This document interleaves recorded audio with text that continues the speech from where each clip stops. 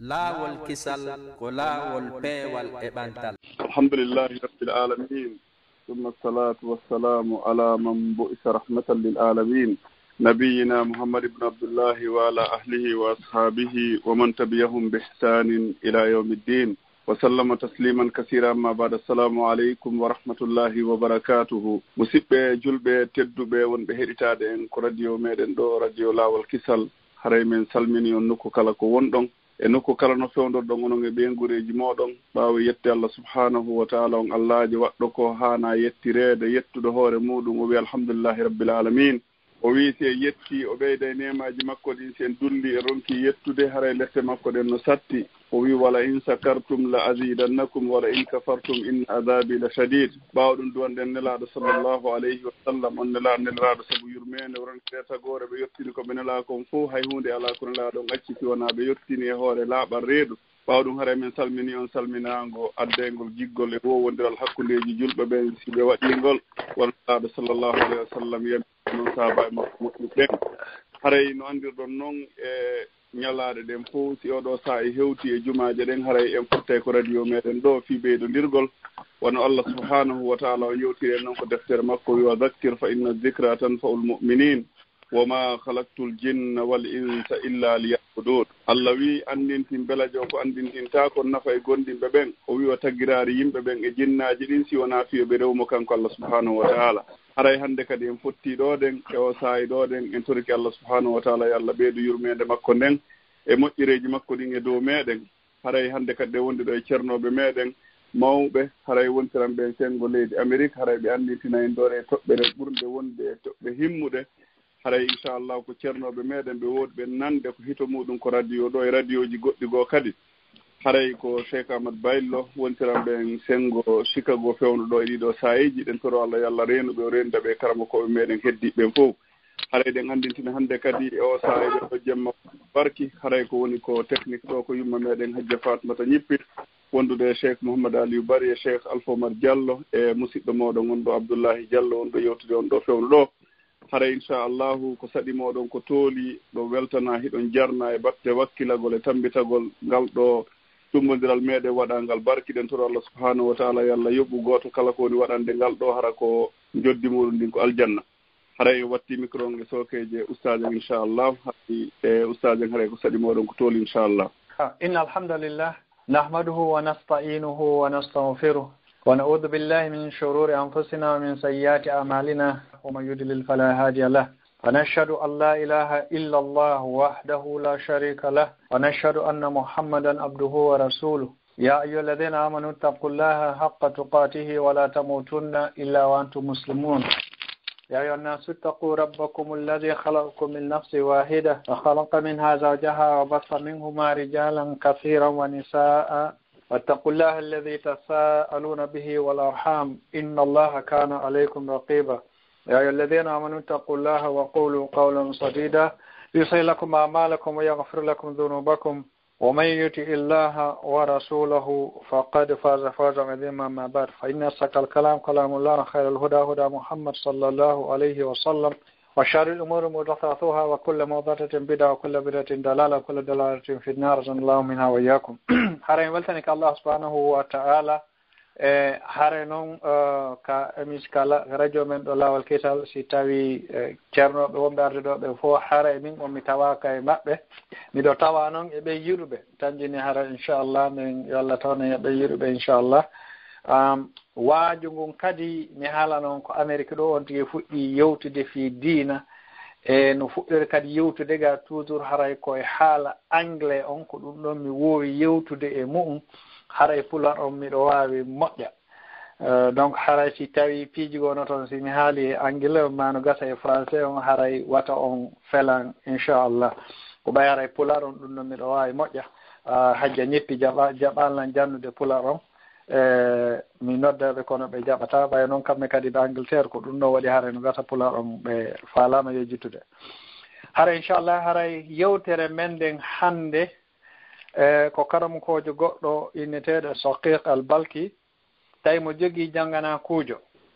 joni yehen ka janngana kuujo makko haray ko honnu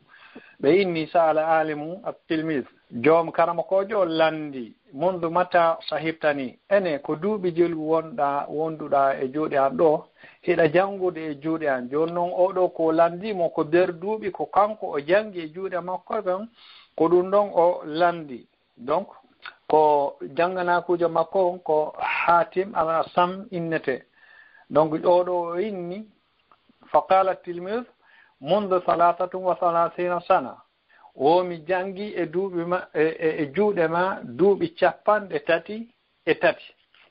mi daro ɗon seeɗa mi lando jama on haray ko duuɓi jeli waɗɗon siko Europe siko États-Unis ma ila ñande on tigi yalti ɗaɓɓere ha joni no e ɗaɓɓere ha joni no fokkiti hotugol hotali taw fi hoɗuno dogude fi aduna min nane noon doggugol fi aduna de ɗum noon ko ella kono haray oɗo kanko e nder e juuɗe karamakojo goto o jangi e jungo makko duuɓi 33 ɗum ɗo koye jungo karamakojo goto o jangi fa qala al alim famada ta'allamta minni fi hadhihi al fatra wa ene non joni ɗum ɗo de alhamdulillah a wawi wonde ɗo duuɓi 33 joni noon ene ko honɗum janguɗa e nder ɗi duuɓi ɗo 33 awa qala Tirmidhi jangana ko jon inni samaniya masaila o haray ko leçon ji 7 petmi jangi e suma qala al alim inna lillahi wa inna ilayhi raji'un joni on andi ko honde tuma goɗɗo innata inna lillahi wa inna ilayhi raji'un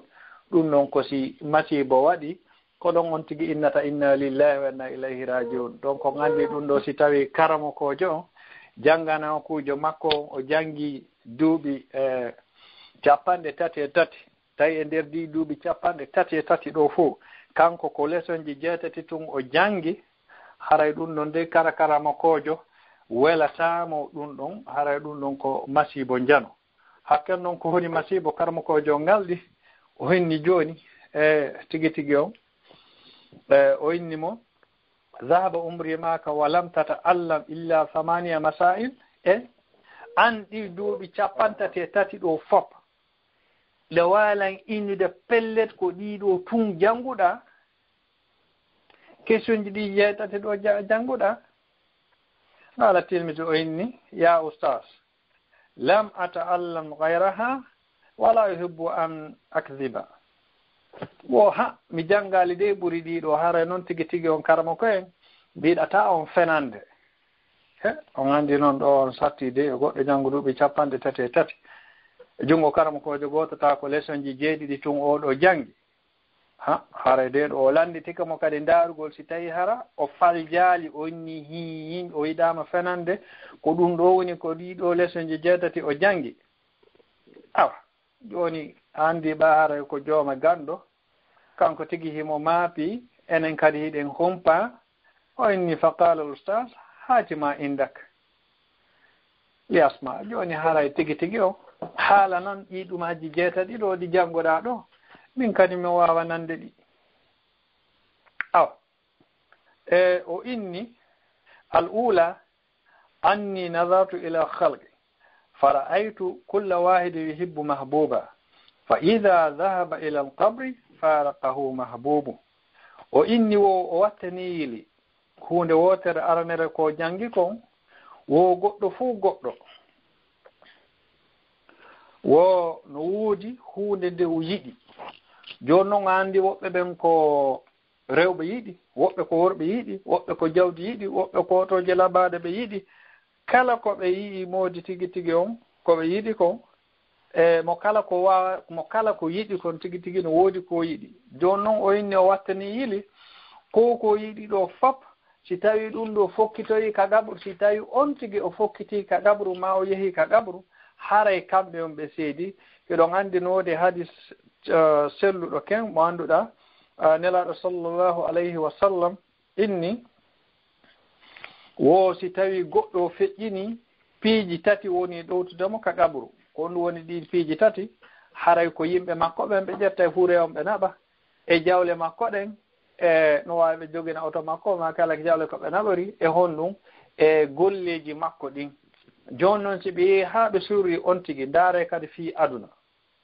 ila ko haysko jongalle ma ko hombo siko Abdourahmane siko Aminata kala no innete si tawi tun o waliki o maayi hande kadi ɓe noddirtama Aminata ma Abdoulaye inde makko nen ko ɓe innata ko Fure on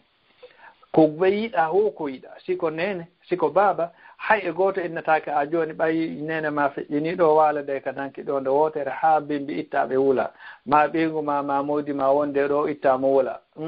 ɗum ɗo ko naɓe ka morgo ɓayara enen ko morgo ande ɗen telen ka Occident ga haray hande kadi ila ɗon ko Fure si tawi kadi ɓe yeehi ha ɓe ƴetti ɓe yeehi ɓe surroyi on tigui ka ɗaɓɓuru toon ɓe riyaɓe surrugol ɓen siko baba siko nene siko kala ko woni ala hay e goto e musidɓe makko ɓen wakkilotoɗo inna joni tigui tigui on ɓayro pellet simin suurima ɗo ko antu wonɗo habbo mi yaha suuri ɗo mi hara mi ittete wula ko daareɗo yurmina ɗon ha yurmina si yurmini ha yurmini hande kadi inna duwo ɗon ha gasa hoota donc nela sallllahu alayhi wa sallam inni si tawi ɗo waɗi haray piiji ɗin ɗiɗi yiltoto ko luttata ɗon ko golleji makko moƴƴi ɗin joni noon o inni wo mi yiltito o inni anni nadartu ila alhalqi fa ra'aytu kulla wahidi yuhibbu mahbuba fa ida dhahaba ila alqabri faraqahu mahbubu joni noon mbawi o ndaari o tawi hi si tawi on tigi o feƴƴini hande kadi o seedi e kala konko yiɗi ɗon ko honnum o waɗi kanko leson arano on fa ja'altul hasanati mahbubi wo kanko o ƴetti golleji makko moƴƴi ɗin o waɗi jaatigui makko fi honnum o waɗani ɗum ɗon o inni fa ida dakhaltul qabra dakhalat ma'i wo si tawi joni ñande mi naatoye ka qabru o hare hande kadi ɗin golleji moƴƴi ɗon ko ɗin ɗon naatidata e an ko ɗin ɗon naatidata e an ka qabru donc o gandi ɗo yiidi e hadis nelaɗo sallllahu alayhi wa sallam o haray kanko joni o ƴetti honɗum e bon action ji makko ɗin golliji makko moƴƴi ɗin fof o concentré ɗum ɗon fi ñande o yeehi ka qabru hara hande kadi o wata wonde kanko tun qabru ton donc haray ko ɗum ɗo wonno leçon arano mo jangi on ka français o inni j'ai regardé les gens et j'ai vu que chacun a quelqu'un ou quelque chose qu'il aime et qu'il ne quitte pas ou qu'il ne quitte que c'est de la tombe. On te m'a dit j'ai fait de la bonne action ma bien-aimée, ainsi lorsque j'entrerai au tombeau ma bien-aimée entrera avec moi. Donc o inni ko ɗum ɗo woni leçon arano mo tata hara oɗo o jangi fi makko donc hande kadi o prépari fi yiidugol e Allah subhanahu wa ta'ala ɓane ɗon hande node hadis jotuɗo wiiɗo kala on faalaɗo yiidude kala on faalaɗo yiidude e Allah subhanahu wa ta'ala haala Allah subhanahu wa ta'ala no yiiɗi yiidugol e makko kala on añuɗo yiidugol e Allah subhanahu wa ta'ala haray Allah subhanahu wa ta'ala kadi no añi yiidugol e makko donc si tawi a gollude golle moƴƴe ɗon on la chaque haray yiidugol e Allah ma mayde nden ɗum ɗon haray johatama ɗon hande kadi Allah subhanahu wa ta'ala ko komi fuɗɗire aya ɗo ya alladina amanu ittaqullahu li Allah subhanahu wa ta'ala wala tamutunna illa wa antum muslimun wato mayde si tawi hara hina ɗon jebbili e Allahu subhanahu wa ta'ala par ce que on ko on jebbilande ka Allah subhanahu wa ta'ala ko ɗum ɗon woni ko nafayta en ñande janngo donc si tawi hara goɗɗo fof goɗɗo no duwa préparade fi mayde nden ɓay ko pellet nden ɗon nde aray si tawi noon kadi ɗum noon ari hara ɗum andi ko honɗum hikki to ko ɗum hikki toon hara inchallah ko golleji makko ɗin ko ɗin ɗon wonoyta compagnon makko ka ɗabru ton o inni ɗimmum ɗum inni nadartu ila qawlillahi ta'ala wo ɗimmu ɗum ɓay o haali ɗum kanama ko jon inna awa ɗo de haray e tigi tigi on no nani haray kontin ko honɗum ɗum woni ɗimmum ɗum o inni wo inni nadartu ila qawlillahi ta'ala wo min daari mi taskike e kongol Allah subhanahu wa ta'ala ko wi wa amma man khafa maqama rabbih wa nahan nafsa anil hawa fa innal jannata hiya al ma'wa ɗum ɗo wona andi ɗon aya on noon e ka suratu nazi'at ka fem makko wo kala on huluɗo e argol yiidugol e joomum mi haala noon noon pulaɗo miɗo wawi moƴƴa hara on yaafoto ka honno ka tarjama ka pular ɓay haray ɗum ɗon on tigui no wawi moƴƴa inchallah haray kala on tata hara no huli Allah subhanahu wa ta'ala fottugol e makko no préparé fi fottugol e makko o ƴetti o wawi piirude e hawaji makko ɗin ko hondu watta ɗon fa innal jannata hiya al ma'wa haray on non ko aljanna on woni werde makko ɗon andi ɓe Allah subhanahu wa ta'ala arano ɓay tagi aljannaji ɗin o inni sayyidina Jibril yo hindara aljanna on o dara aljanna on onni ya Allah wallahi mi wondiri mangu mangum ala hay e goto luttaɗo e tagif mangum sana nato e aljanna Allah subhanahu wa ta'ala yiltiti tagi o ɓay tagi yitega inni yeyndara yitega ɓay hakken ko sayyidina Jibril yi ko yitega hulɓini o inni Allah mi wondiri mangu mangum ala hay goto naate o ɗon joni noon Allah subhanahu wa ta'ala waɗi condition ko honɗum waɗata ha sabu ko on tigi ko naadata goɗɗo aljanna ma ko naadata goɗɗo yiite ɓay tawi joni andi kon naata goɗɗo yiite ko beleɗe so yiiɗo joni yimɓe ɓuy no jokki beleɗe ko ɗum ɗo wonata ko tambinta jama on donc si tawi noon on tigi o wawi wawde faytude beleɗe makko ɗen surtout o ew adduna mo wonɗen ɗo hande tawa sa yeehi ka YouTube wona musique darata wona ko harmi darata koko welata Allah subhanahu wa ta'ala darata sa yeehi kadi ka téléphone ma ko ɗum ɗon darata sa yeehi mawde ɗi réseaux sociaux ji fof koko welata Allah subhanahu wa ta'ala darata kala ko ari ɗon ɗum ɗon ko tata hara ɗum ɗon ko yeddugol Allah ɗum ɗon ala ɓadade ɗum ɗon walafi andi joni boyno wiide cinémanji darugol cinéman ɗum ɗon kelɗa koɗo kon ɗum joni film ji nigérien ɗi menen ɗo télé ngaɓay ko anglais haalete haray kala ko natuɗa ko film ji nigérien ɗum ɗon kam no wawi ndiya ko ɗum ɗon jama on woni e darude donc haray ɗo o inni ɓay ɗum ɗo waɗi kanko daari ɗum ɗo ko honɗum o waɗi o inni fa ajhattu nafsi fi daf'il hawa hatta istakharat ala ta'atillah wo kanko hande kadi ɗum ko honɗum o waɗi fight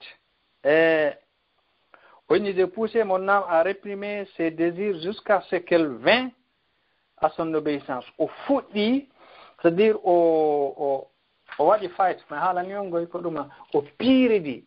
e mbeleɗe makko ɗen haa tata jooni mbeleɗe makko ɗen fof koko tañini ɗum ɗo ko ɗoftogal Allah subhanahu wa ta'ala ko ɗum ɗon tun woni ko mapini mo kala ko watta koko tata ɗo jooni koko Allahu subhanahu wa ta'ala yiɗi kon ko ɗum ɗo woni ko watta andi kadi seydina Jibril ñande goo arno waaji nelaɗo sallllahu alayhi wa sallam joni noon si seydina Jibril waaji ka nelaɗo sallllahu alayhi wa sallam andi ɗum ɗon hara ko ene wona waajede ɓay seydina Jibril arata si anan wahi sa yamirtaɓe ɓe ar waɗaɓe kadi wayi haalnaɓe kadi ko ɗum ɓe watta donc si tawi nelaɗo sallallahu alayhi wa sallam ɗum ɗon kadi o andi ko yaafaɓe ko ɗum ɓe ari ɓay ɓe inni ya Muhammad wo Muhammad wuuru no faaliraɗa ɓay pellet a maaye on andi ɗo goɗɗo ko wuuri wo ko wuuri haray ko sakkitorde makko ngon ko mayde nden ɗum ɗon woni ko arata ɓe inni honɗum ɗimmun ɗum wa amal ma majzibi wo haray hiɗa wawi gollurde no faaliraɗa ɓay ko honɗum watta si tawi a golli ɗum ɗon kala ko golluɗa ko ɗum ɗon woni ko yoɓayteɗa ariya toujours ka point arano on mo tata o haalino o jangi fimu o inni wa ahbib man shi'ta fa innaka mafariqa haray yiɗu kala o mo faalaɗa si tawi on ɗon a yiɗimo ko hekkiɗon ko honɗum haray on seede aray ñande nde seeduɗon ɓayno andi pallet ɗo en fof no woodi haray ɗo fimayde nden ɗum ɗon kan haray ɗen andi fimu o inni joni ma hen a salisa haray tammum ɗum leçon tammo mo jangi on o inni nadartu ila hada al qalbi فرأيت أن كل من معه شيء له قيمة حفظة حتى لا يدي haray kanko o ndaari yimɓe ɓen ɗo mo kala no jogii hunde nde tata nde annduɗa ko ɗum ɗo hara ko quelque chose de précieux hara jooni hannde jooni sen heɓii ɗo passeport siko passeport français ma kala ko woni ma passeport américain ɗum ko mareten ɗum naa ko argel tumbugoten kaydiiji ma so tawi ko sonnaɓen kanŋe ko ɓe jogii kon ɗum ɗo wona ko woni wo marata kala to hunde de tata hara ɗum ɗo no jogii e valeur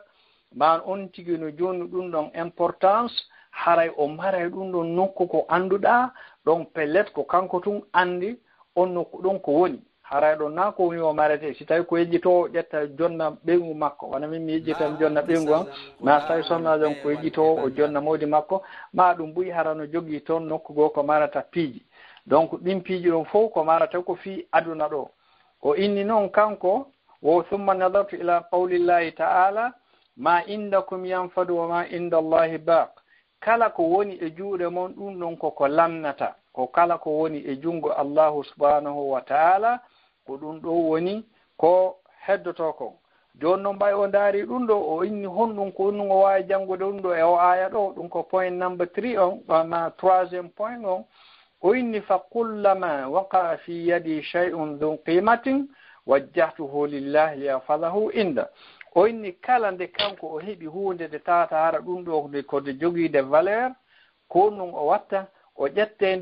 nden hunde ɗon o shipa nde o posta nde o jonnana nde Allah subhanahu wa ta'ala fiyo Allahu subhanahu wa ta'ala mara mo nden hunde ɗon exemple o gandi ñande goo nela sallallahu alayhi wa sallam ɓe hirsuɗo ɗon baali hirsama ɓe yalti ɓe yeehi ɓe acciri yumma Aisha yo sendutu ɓe arti ɓe landi yumma men Aisha radiallahu anha ene Aisha ko nun okkitirɗa ko nun accanɗa en o mi okkitiri fo mi accani en mi sikki walba momina men inna sholdo hara en wallitoto ka pular on tuma inchallah ɓe inni ko ɗum ɗon mi accane mbaari ɓe anndi ko on partie ɗon woni ko nelaɗo sallllahu alayhi wa sallam ɓuri yiɗude nafagol donc nelaɗo sallllahu alayhi wa sallam correcti yumma men Aisha correcti en ɗon enen ɗon kadi ɓe faljiti on noon ɓe inni no Aisha a marani en mbaaɗe ngin fof haa lutti ngoo sengo ɗo ko walba ngon ɓay ɗum ɗo sen ñaami haray ko ɗum ɗo woni ko jogiɗen kon kono ko si sen ñaami ɗum ɗo hara en utilise ɗa so on tigi ñaami haa gayni kon ɗum watta eɗo anndi ko yawwal ka hurgo hara noon innaka wata ñaami kono ko ɓe itti sadaka ko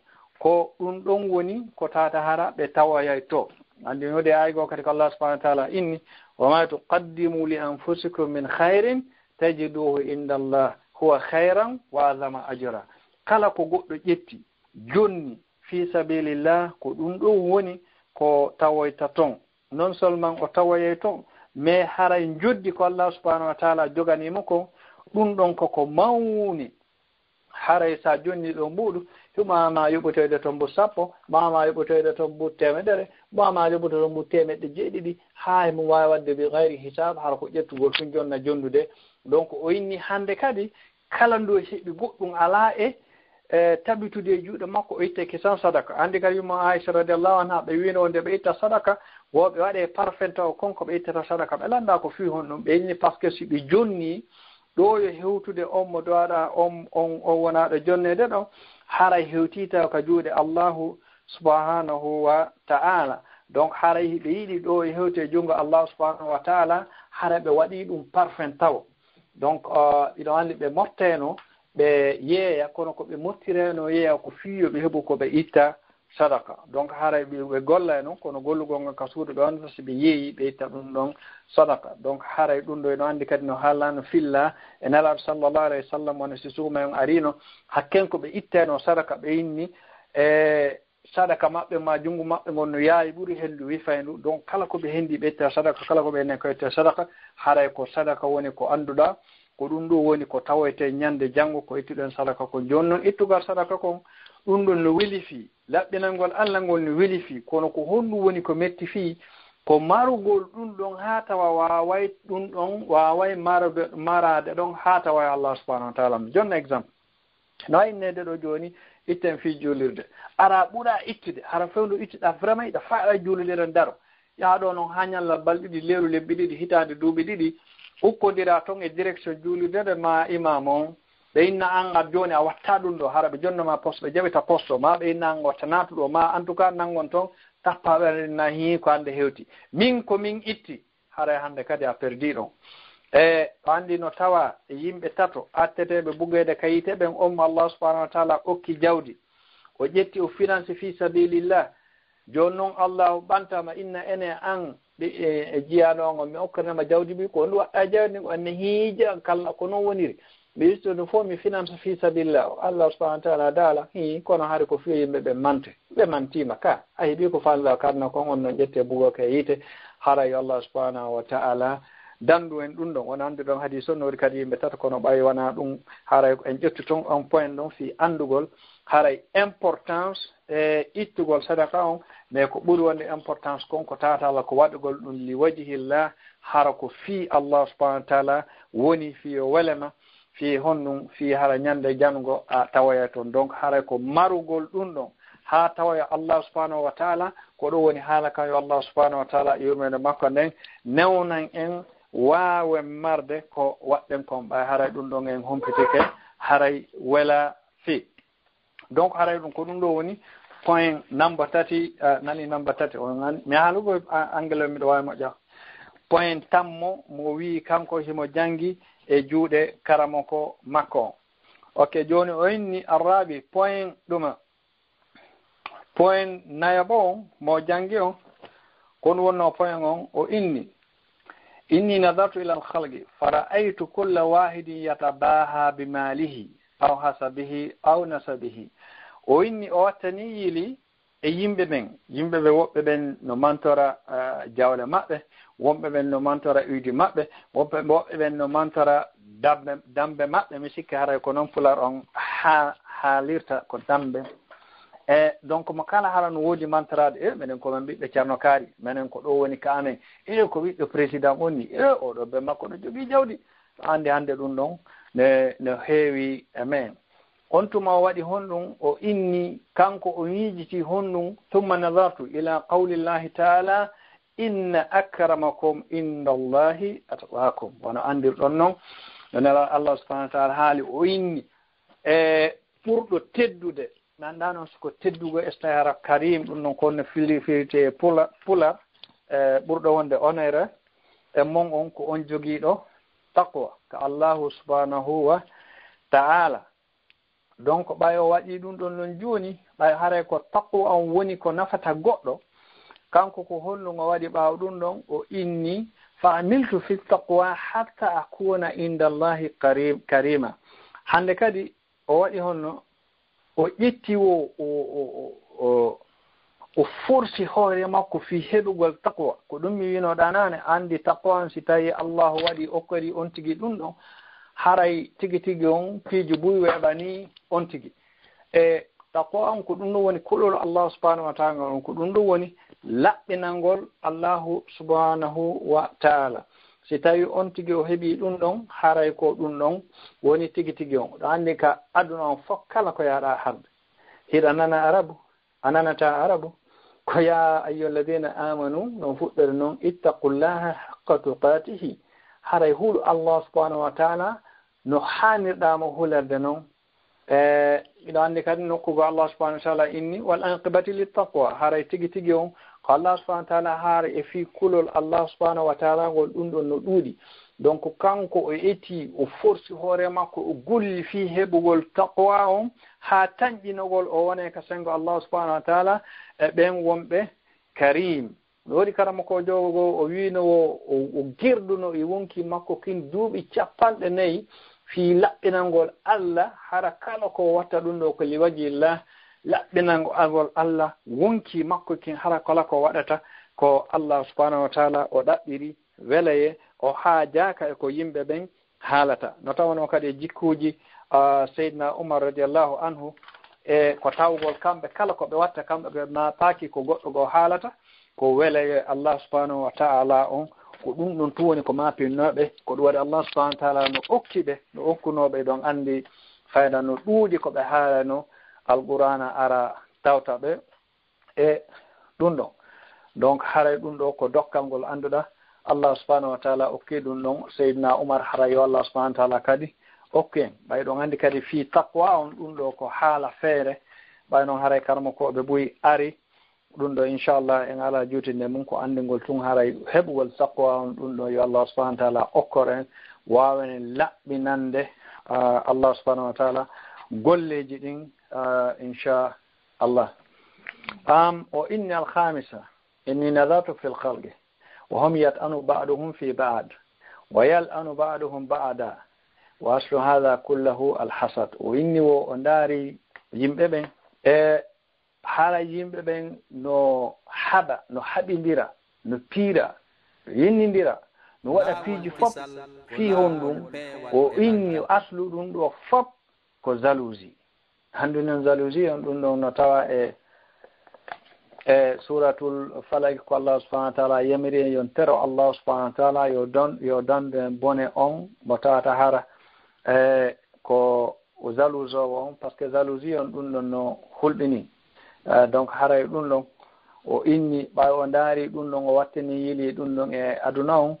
o yiltiti ka Allah subhanahu wa ta'ala aya mo inni nahnu qasamna baynahum ma'ishatahum fil hayati dunya wa rafa'na ba'dahum fawqa ba'd darajati liyattakhidha ba'dahum ba'da sukhriya wa rahmati rabbika khairu mimma yajma'un o ka rabbindingol Allah subhanahu wa ta'ala inni ko kanko woni sendude arsikeji ɗin o towna woɓɓe ɓaawo woɓɓe o arsika woɓɓe o ronka arsikude woɓɓe e joni ɗum ɗo fuu noon koye hikma Allah subhanahu wa ta'ala on ko ɗum ɗon woni ko o waɗiri ɗum ɗo donc ɓayno andi ɗum ɗo joni ko hikma Allah subhanahu wa ta'ala ɗon andi kadi no tawata e hadis sellude ko Nabi sallallahu alaihi wasallam maki wattane yili e jalousie par ce que ɗum ɗon sunnira e golleji mon moƴƴi ɗin wono sunnirta mi tanjini huuɗo noon haray ko noon hadis on ardi ɓay ko fullar en filay woni donc haray ɗum ɗo kanko ɓay on wattani yili ɗum ɗo o tawi bone ma nene baba ɗum ɗo fof ko jalousie on o inni fa taraktul hasada wajtanabtu nnasa wa alimtu anna alqismata min indillahi fa taraktul hasada anni o inni hande kadi o acciti kala ko woni jalousie o éviti ɗum ɗon fop o andi moƴƴere nden ɗum ɗo koye Allah subhanahu wa ta'ala woni ko immori e mu'um hande kadi o pottiti e kala ko woni gañaneedi o andi no tawano ñande goo nelaɗo sallallahu alayhi wa sallam inni aden aljanna fi kala yitida moƴƴa meɗe wawade connexion on na ara joni waɗi sahabaɓe arɗo ɓe haali ɗum ɗon laabi tati ka raɓɓindingol ɓawi ɗo andi sahabaɓe kamɓe ko mapinnoɓe ko honno ɓe natirta aljanna ɓayɓe ɗum timmi balɗe tati sahabajo goo yeehi jokkitimo innimo ha min de miɗo falama koɗade o inni probléme ala o inni aray inchallah iɗa wawi arde ɓe waali ɗon ha jamma ha weyti fayda kanko immi waɗi tahajjud ɓay sahaba ɓen kamɓe no tawano fayda e sunna maɓɓe on ɓe fof ɓe immotono fiwalgol tahajjud wonutugol jamma o yaale mo waɗa ɗum ha ɓay woniri noon ha weyti o inni ha min de ngalɗinilam par ce que walaabi tati nelaɗo sallllahu alayhi wa sallam no makude aaden aljanna aray naata toujours aray ɗo joni toujours ko an woni arde mi yaali noon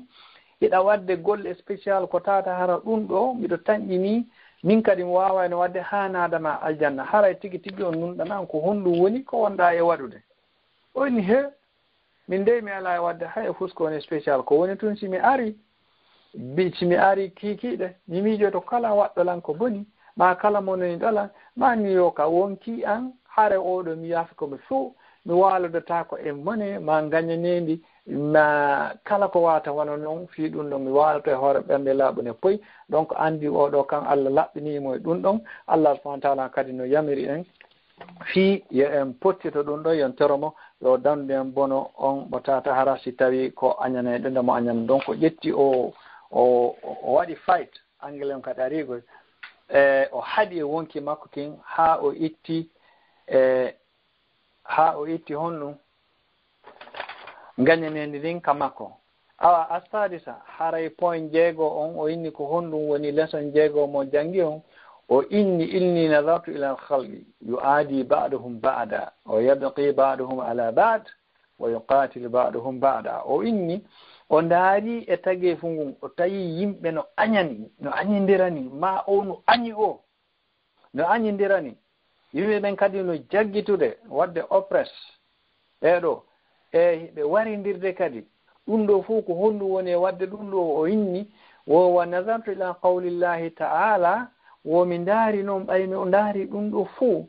o ndaari tigi tigi on par ce que ko gañama tun piirata ko gañama mo tañƴiniɗa oɗo ko gañama ko on ɗon piirata ko on ɗon añatata toujours hiɗon monidirani si tawi kadi ara e warindirgol wona guiɗo ma warindirta pellet ko gañama woni ko warindirtama ko ƴettida ala fi warindirgol ɗum ɗo fuu ɗo won ko woni nene e baaba mum hara ndaren prochain ko honno o wi wa nazartu ila qawlillahi ta'ala kanko nun o yihi o yiltiti kadi qur'ana e ko Allah subhanahu wa ta'ala dalikon inna ash-shaytana lakum aduwwun fattakhizuhu aduwwa ande dei tabeti shaytane ko on ɗon woni gaño mon on hare jogere on ɗon gaño jon noon ɗum ɗo ene do wattande yilide e ɗum ɗo moƴƴa fiyonno tawi taguɗo on en kanko tigi o inni en hi sheytane oɗo ko gaño jogeremo gaño hare oɗo hiɗen hani mo jogarade gaño par ce que ɗo joni exemple tun raɓɓiɗuɗo mi jonna en ɗo iɗen andi ɗo joni wona ɗo joni nebban no woodi nebban tiga ko ɗum woni ko defirte si tawi oto on kadi en waɗane ɗum nebban inne nebban oto kono hay e gooto ala jogotoɗo ɗo oto ɓay nebban ko nebban ƴetta nebban tiga inna aɗa waɗande ɗum kawta ma change ɗum noon an tiga watta ɗum pourquoi par ce que no woodi nebban oto ko ɗum ɗum tu wata wonde ka oto a ƴettata kadi nebban oto inna aɗa defirde ɗum ɗon haray moƴƴinɓe oto ɓen kadi si ɓe inni ngal oto wallo ko gasoil utilisata hay feytuɗa a watta toon essence si ɓe inni ko essence hay feytuɗa watta toon gasoil fiyon noon par ce que ko moƴƴinɓe ɓe wi ɗum donc Allah subhanahu wa ta'ala taguɗo en on tagi cheytane o inni en tigi gaño men on ko cheytane sa yi kadi ɗum ɗo fuu no wadde ngayguji e jaggitirangol ɗum ɗo fof ko fiyon ɗum ko sabu cheytane ko kanko woni arde waɗa waswasa on noon ha ɗum ɗo yaha ko tawata hara on tigi o sikkano ɗon andi kadi si dargal ngal gasoyi ha fof naatoy ko yiite kanko cheytane waɗe khutba makko on o inna tigi on kanko o forsano ha e goto ko waswasa tun o wanno o inni fala talawmuni wa lumu anfusakum hande dey hata wata hay e goto waɗan blame on non ko anglais wata e goto felan ara fele hoore mon min nangano hay e goto mi forsano hay e goto min ko waswasa mi waɗan noon est ce que noon on ala hakkille ko tatara on wawa no ande ɗum ɗo ko wona noon ko surat tabara kadi kon ɗum jama natuɓe yiite ɓen innoyta qalu law kunna nasma'u aw naqilu ma kunna fi ashabi sa'id si tawno haraɓe miijitino ɓe utilise hakkille maɓɓe ɗin ma ɓe nani waajuji ko ɓe waajete kon ɓe tawatano ɓe yimɓe yiite wonɓe daññande ko yiite Allah inni fa'tarafu bi zambihim fasuqan li ashabi sa'ir hande kadi ɓe rokkani si junubaji maɓɓe ɗin kono ala ko ɗum ɗon nafi ɓe ɗon par ce que c'est trop tard donc kanko ɓay ɗum ɗon no waɗi o inni fa taraktu adawatal khalqi o inni o wa tafarraqtu li adawati shaytan wahada o inni hande kadi o ƴetti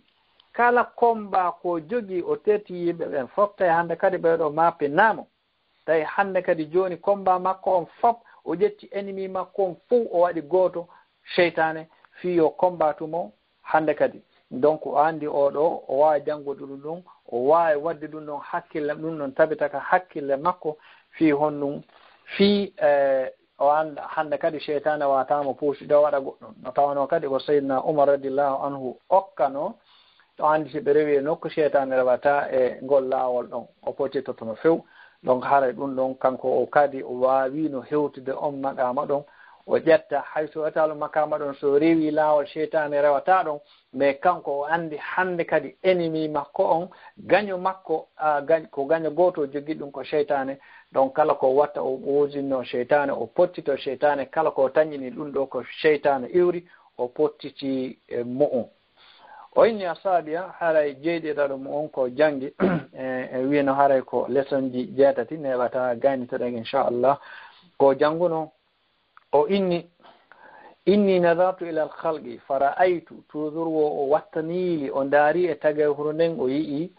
kulla wahidin minhum yukabilu nafsahu wa yadhilluha fi talabi rizqi hatta innahu qad yadkhulu fi ma la yahillu lah o yii ɗo joni wo o daari ɗo joni honno yimɓe ɓen e ɗaɓɓugol jawdi ndin ɓe ɗaɓɓira jawdi no annduɗa joni woɓɓe ɓe ha naata e ko hana e naatude woɓɓe ɓe yaha ha tata joni hay si tara jawdi ndi naadi ɓe ko woni haram ɗum ɗon ɓe ƴettay ɓe naata e mum fi honɗum fi tun faale jawdi so wattinili hande on daari ko fay ɓe jalo mi sikki ɓaminanta pular maƴƴa kamen fuuta ɓuyno wiide wo wo ko Europe ma ko ewol Europe ma ewol haray ɗum ɗon ko Oustas Mahmoudou famata ɗum ɗon joni pay koye ɓe inni ko ma tum ɓe hewte e Europe ma ɗum sana ɗum ɓe maya ka laawol joni o pay kun immo kamen fi joni ko ma tum Europe ko ma tum jawdi aduna hay so tawi hara mayde nen ari himo wakkili mawɓe goo kadi ɓa harano gasa kawtal maɓɓe oɗo ɓiɗɗo maɓɓe yeehi Europe ma yeehi Amérique darnaniɓe waɗaniɓe piiji ɗin fof kamɓe haray probléme ala e ɗum ɗon joni yo kan kadi yo ɓiɗɗo maɓɓe o yahu ha on yiiɗo joni probléme ko wanno ko sonnaɓe naɓa toon yeeya toon waɗina toon ko Allah yiɗa yarlaki woɓɓe ɓen hara no andi woɓɓe ɓen hara anda fi honɗum fi tun faale aduna joni no jawdi ndin heɓo woyi heɓo tun andi kadi wona Europe toon ko noon ɓuri ɗudde telen ga woodi toon buy tatara yeehi ko golle ɗe nangata ko ma ko yata kon ta koko harmi mawɓe ɓen hande kadi si tawi ɓe yeehi ɓe jonnanama mbuuɗi ɓe ala tefude est ce que ɗum ɗo koko dagi ni ma wona ko dagi yo mbuuɗitin heɓa tun inchallah haray probléme ala wono menen ga wono crédit carte ji faux crédit carte e faux chèque ji ɗum noon kadi buyno ɗaɓɓira ɗum jawdi telen ga ma ukko e crédit carte ji ko tata ɗum ɗo intérêt on no woodi ñawloro intérêt ko tata ɗum ɗo fokko ko Allah subhanahu wa taala dagi harmini kono jama on fi faale aduna on faale jawdi ndin hande kadi uddi hakkille jama on haa ko tawata joni yo jawdi ndin heɓo tun no heɓori woɓe ala ndarude conséquence mum on andi ñande goo o seydna Ali radiallahu anhu ɓe ƴettuno sahaba ɓen ɓe yeehi ka visitugol ka ɗuma ka honno ka berɗe annela sallallahu alaihi wasallam ɓe feƴƴinde ɓe wina ara noon mi haɗuno yawgol ka berɗe kono joni yeehe ka berɗe ɗum noon andintinayi on mayde seydna Ali radiallahu anhu ɓa yeehi toon ɓe inni ɓe ka berɗe haray tigi tigi on nde min miɗo ari ɗo addangol on nouvelle ji ko woni ka aduna kon haray ko woni ka aduna kon ko ɗum woni toon ɓe aray tan on en adda tum firongon o inni amma jawdi ko accuno ɗon kon ɗum ɗon min yani e mum min sendi kono noon annduno so tawi no ɗaɓɓir noon no dage si dagaki ɗum ɗon ko haaji mon toon conséquence ɗiɗi hano fanɗo ɗon hettude toon ɗum ɗon ko min ɓeyti onni rewɓe kadi ɓaccuno ɗon ɓen ande worɓe goo ɓe wona onon ɓen ɗon kadi jombiɓe ma ande si tawi ɗo joni goɗɗo ko henotoɗo si keygol lanni hara buyno présente fi jombugol on tigi kan kadi o yiɗata wonide ni si tawi kadi ko gorko on sonnaji on feƴƴini gorko on kadi o jombay ɗum ɗon ko timma o inni kadi o cuuɗiɗi darnirno ɗon ko onon andi son wujji darnuɗon ma son yeeyi ko harmi darnuɗon haray woɓɓe goo ko wona onon no toon si Allah wallu noon kadi sa ɗaɓɓirino harmini a darni ɗum ɗon conséquence ji ɗin no toon sa hacci kadi woɓɓe ɓe ari toon tawi koko harmi wonɗa wadde ɗum ɗon kadi tawoyte toon donc ɗum ɗo fof haray ko leçon ji ɗi tata hara janngana kuujo ma wuuruɗon duwa janngude ɓe inni ko ɗum ɗo woni heɓaru amin on ene ko woni heɓaru mon on ley toon deƴƴi ha timmillaaɗi tati ɓe seydna Ali a jaabi ɓe inni si tawnara ɓe jaabatono ko ɓe inni en no fa inna hayra zadi attaqwa ɓe inni eno haray fewno ko ɓe siko ɓe jaabatono ko woni ɓe nafude toon ko woni ɓe nafude kon hande ko tatara ɓe nafitorde ko attaqwa ko ɗum ɗon jannguno ɗon e point feƴƴuɗon donc haray jawdi ndin ɗum ɗo ko wattangol yili ɗum ɗo woni soñjiɗen surtout ngu jamanu ɗo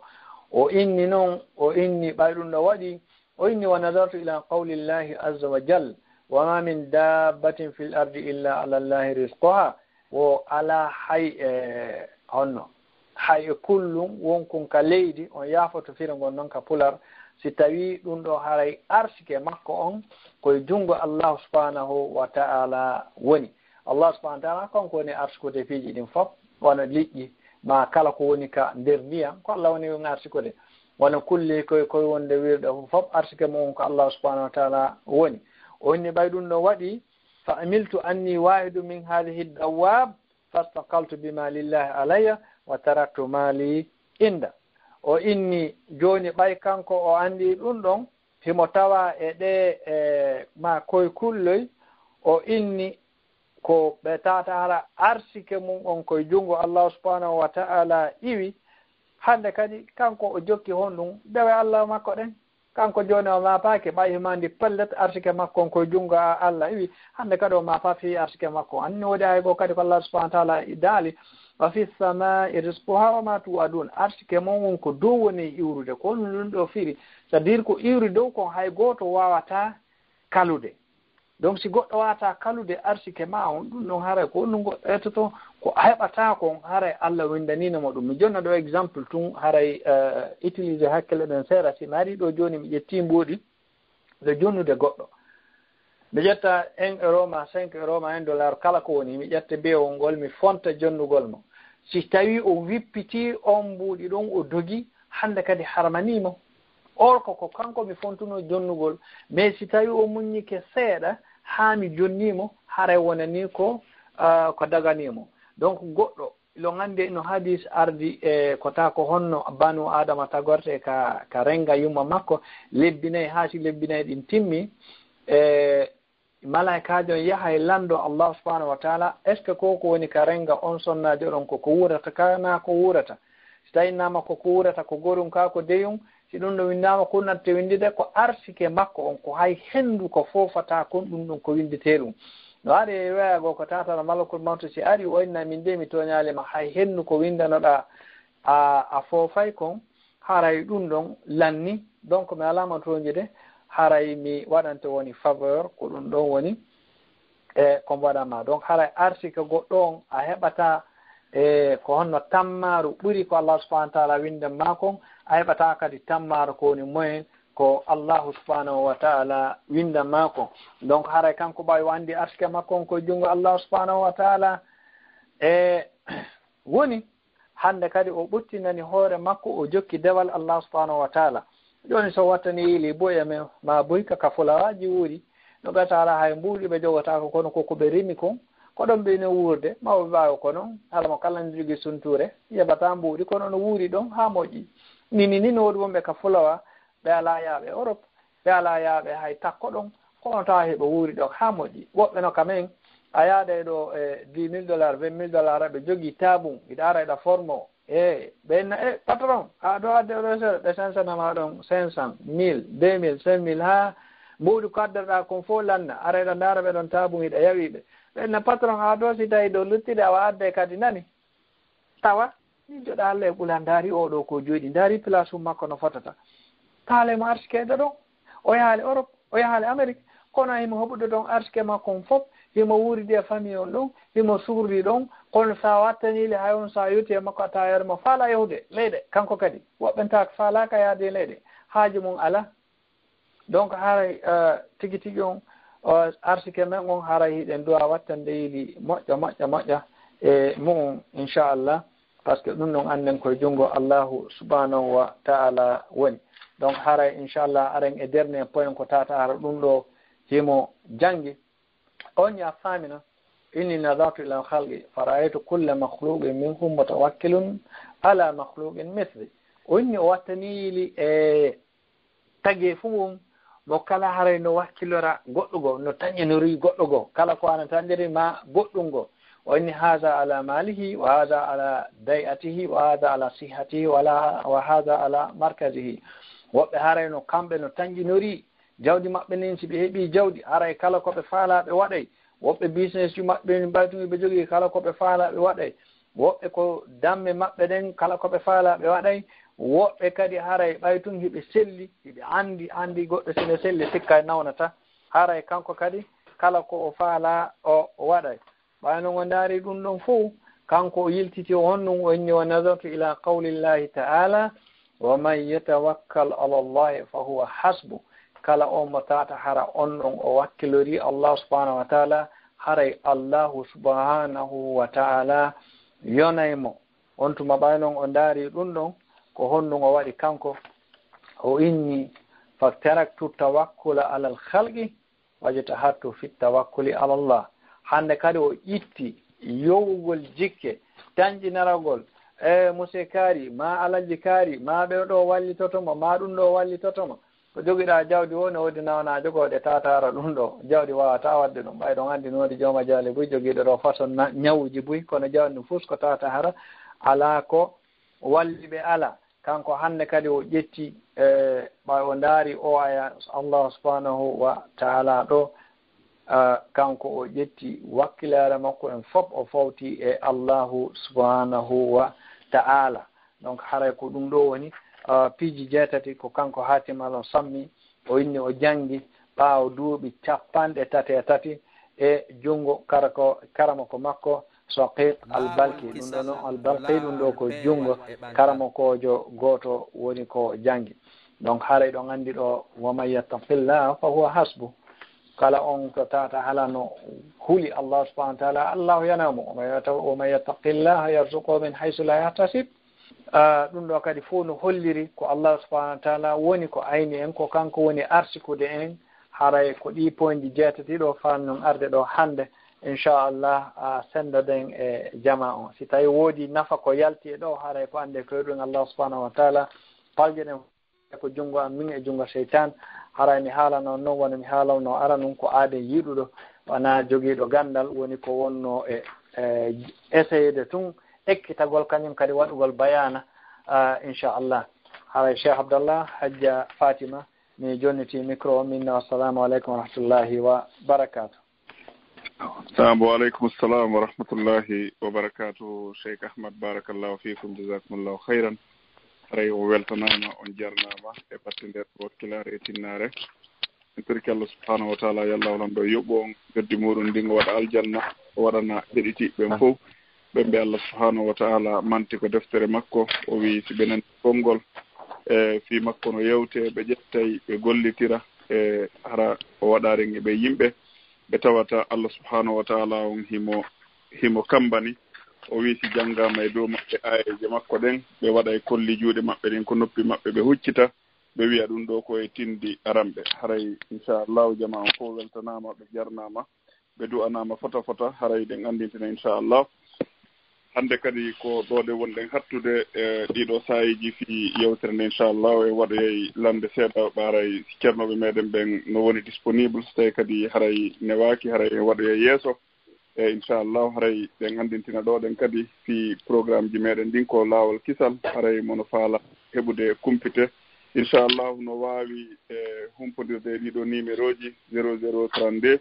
ɗum woni numéro Belgique waɗa 492 80 19 65 ma waɗa 0032 497 11 91. haray ɗiɗo numéro ji ɗiɗi ɗo inchallahu kala ko yowodiri e programme ji meɗen ɗin ko YouTube e ko Facebook e ko radio meɗen laawol kisal e ko page ji meɗen e ko duɗal inchallahu haray ko duɗal sonnaɓe e ko duɗal duhiɓe haray no wawi contactude inchallahu ɓeɗo ceernoɓe meɗen ɗiɗo ɓe wawi wallitagol fi humpotogol en ko honɗum fewndi e programme ji meɗen inchallah. haray hiɗen andintina ko wonno ko technique ɗo hande kadi ko yumma meɗen Hajja Fatma ɗo jippino hollirɗen noon e Cheikh Mouhamadou Aliou Bari e Cheikh Alpha Oumar Diallo wondude musidɗo moɗon Abdoullahi e ko wonno ko micro ko oustad Ahmad Bayllo wontiranɓe en sengo Chicago haray meɗen udditana en ɗolandude inchallah haray ba hajji en no ga haray wattu e micro nge sokeji maɓɓe ɓeydita inchallah. nam Cheikh haray ɗen tori tun jama si tawi ɓe wawi landade e ko yewta kon ko ɗum noon ɓurata nafude ɓay ara si tawi ari landude go ɗum noon si gandal an hewta ɗum noon kadi mi haalna gandal an hewta e mo awa ɗo haray on nani haray ko ɗum kadi ɓuuri laɓede e ko yowodiri e mawdu on hara ko ɗum ɗon jama o landi inchallahu haray yimɓe ɓen no ɗuuɗi si tawi woodi ɓe ƴettanaka lande muɗum hara ɓe seytinari haray si jon juma on jaaɓi haray juma yontere hande kadi inchallahu haray ɗe wonde ceernoɓe meɗen goo haray ɓe wawa e wallitade inchallah. e nam haray mi udditana ɓe attiɓe natuɗo inchallah. e nam Cheikh Ahmad ɗo yo ɓeɗo e mi wuttande hikkitiɓe ɗo inchallah haray woɓɓe nanoli ɗo landal e haray ɓe maaki mo yejjiti e juulare alansara o juula futuro e geeƴe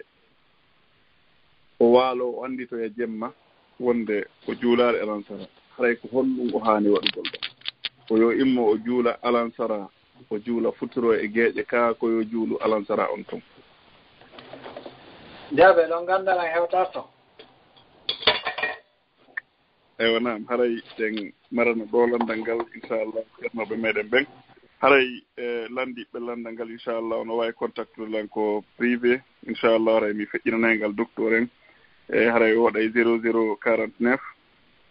17 29 95 81 07 inchallah haray mi wawoyay humpodirde fiingal ɗon landal inchallah naam mi uditana ɓe hikkitiɓe ɗo inchallah ɓe makiteɓe ɗo de Mody Amadouri Diallo assalamu aleykum. Naam wa aleykum salam wa rahmatullah. Naam aɗa ustad en heɗiti on ɗon. Naam haray on acci hakke haray landalal ngal ko no yowodiri e fii ndondi.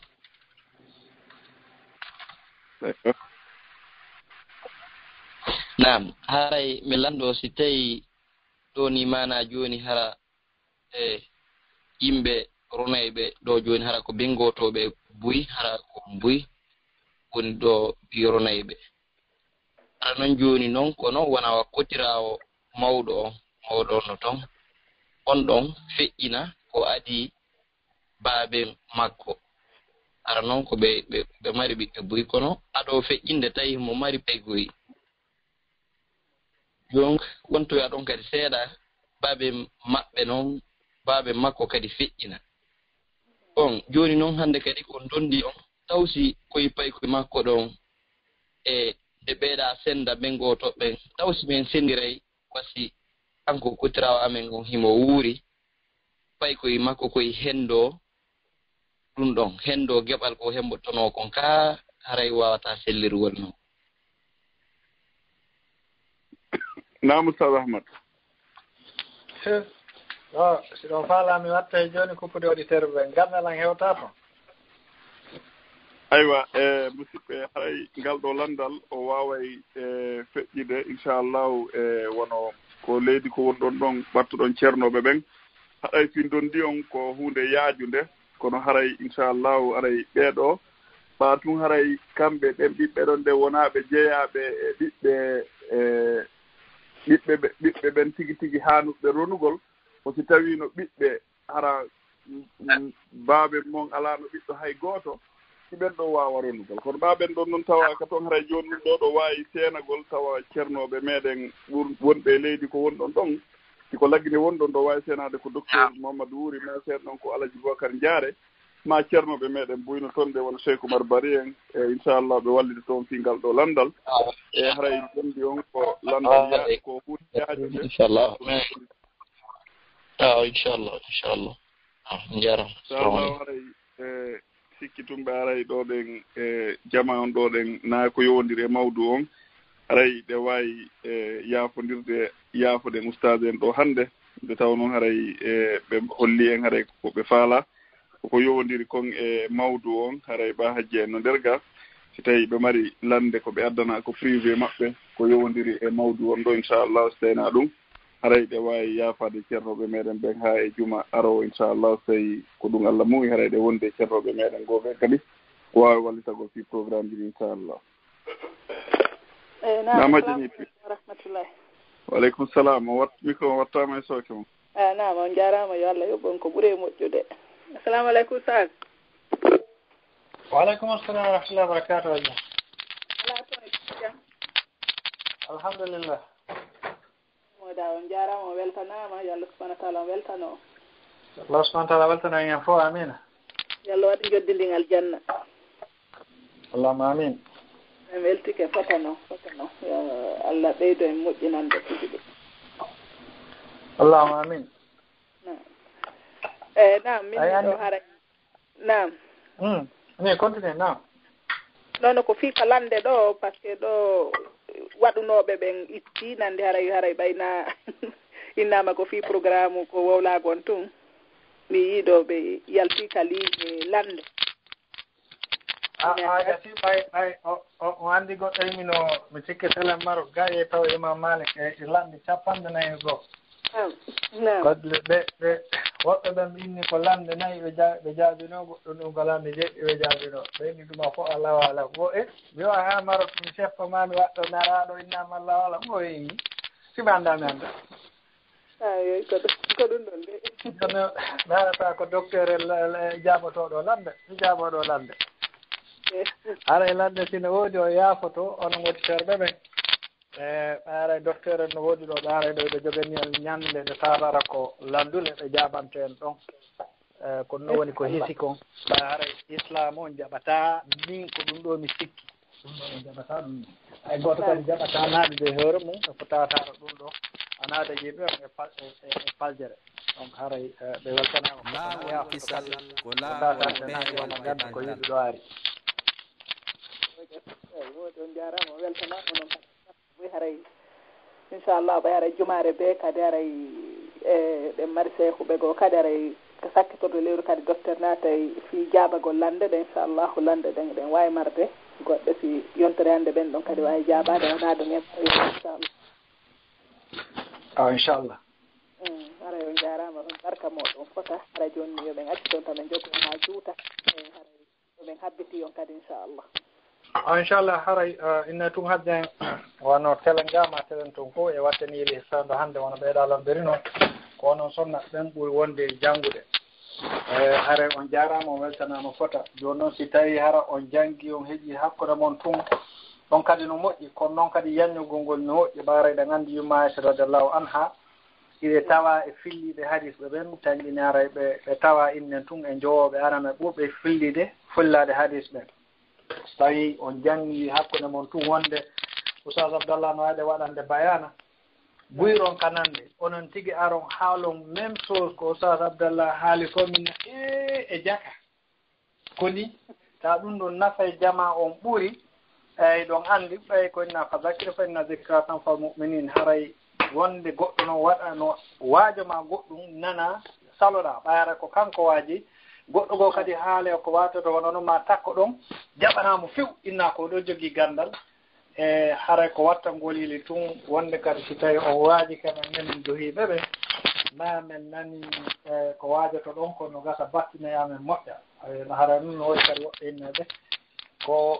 hito ngon ɗon anndi ɗon kadi ko nun hikki kono haray ko watta ngolili ndaara nafa jama on honɗum woni mum inchallah fo mum haray wawi feƴƴinande docteur fi mum kono wonde nafa waajuji mum ɗum wooda ko nafi moƴƴa inchallah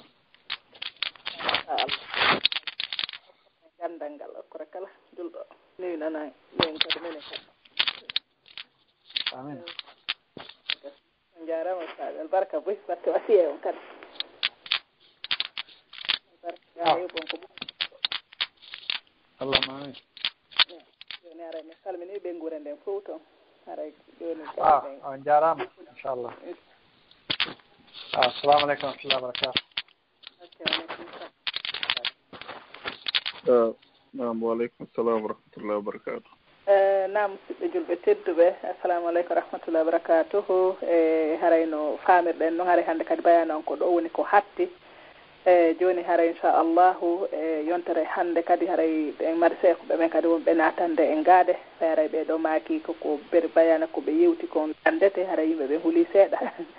e haray no gasa yimɓe ɓe naaɗen ɗon lande faalano ko goɗɗe goo ɓay haray toujours wotino préparé lande goo e so tawi yewtere nde yewtama hara wotino faala lande goo kono inchallahu yontere hannde si joyi yontere hannde jaaɓi haray en waway e landitade ɗen ɗon kadi bismillah e so tawi hara kadi ɗon kadi ɗumannaki haray inchallah ka fende mois si docteur en kadi naati ɓe wawi en jabanade ɓe rew ko Allah subahana wa taala on taƴinani ɓe haran fof moɗon on weltanama on du'anama toɗi ko Allah subahana wa taala yo weltano en e fof meɗen haran wiccitali visitoygol ka YouTube haray no andirɗen noon kala bayana feƴƴuɗo ɗo e goɗɗi goo kadi ɗe alaga haray nafoore molanade no ka YouTube toon kadi haray e son windi laawol kisal inchallah o haray on wawa jentade ɗon bayana taway ɗi no wondi e nafoore fota ko wona seeɗa e ka Facebook kadi e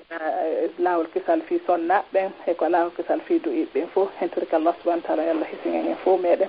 hara men inni on assalamu aleykum wa rahmatullahi wa barakatuh Allah subahana wa taala ngokku en walugol e jaam laawol kisal ko laawol peewal e ɓantal